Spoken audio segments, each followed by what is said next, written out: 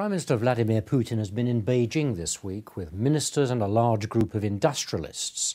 This visit to China crops up just a few weeks after Putin announced that he was going to stand for president and would thus be a key figure on the Russian political scene for several years to come.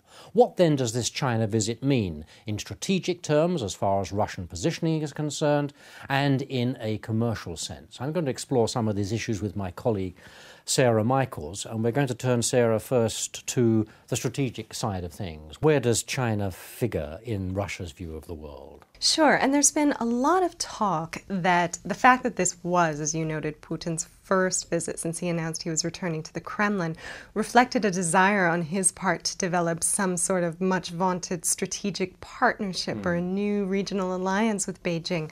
That's really a misinterpretation, though. This reflects the extreme importance of China for Russia's foreign and security policy, not necessarily a desire by Putin to move closer to Beijing. So let's turn to the commercial side of things, because there is a real hard core of business that these two countries want to transact together, and they haven't actually made very much progress in key areas. Putin brought with him a delegation of about 160 industrialists, as you noted.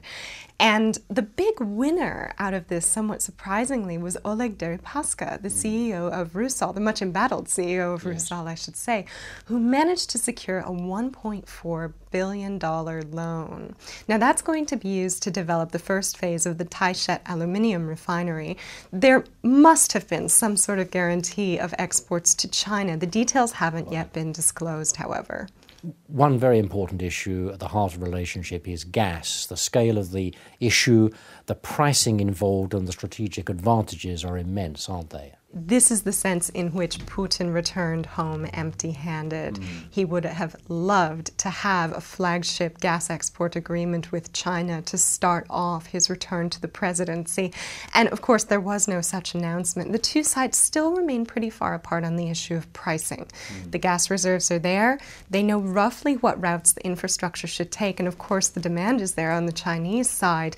The problem is that China is already importing really cheap natural gas from Turkmenistan and is therefore in a very strong bargaining position vis-a-vis Gazprom. So there was no deal. There's been a lot of discussion about this deal for a long time. I wonder how close agreement is. Well, given that negotiations have been going on for at least several years, I wouldn't hold my breath. Gas exports are due to begin in 2015, but it's almost certain that that deadline will slip.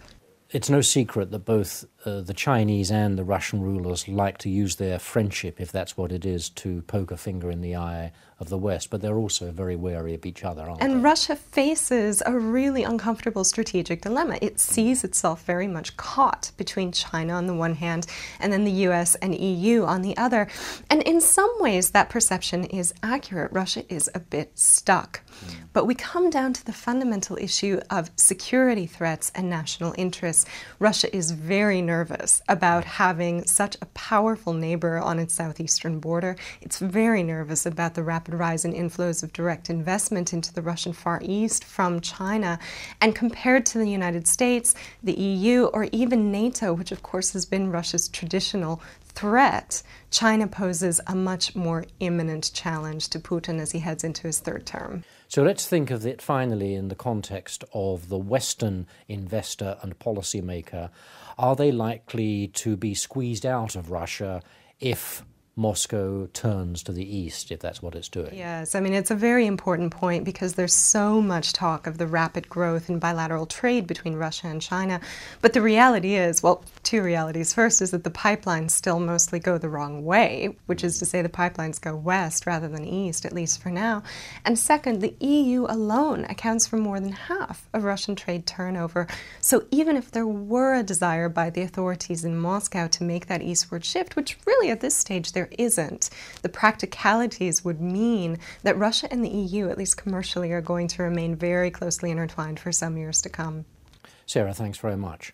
And thanks for watching this week's video. Do look out for our analysis today, indeed, of China and Russia in the Daily Brief. And next month we start our Prospects 2012 series, a close look at some of the key developments in the geopolitical, business and international economy world in the year ahead. For the time being, goodbye.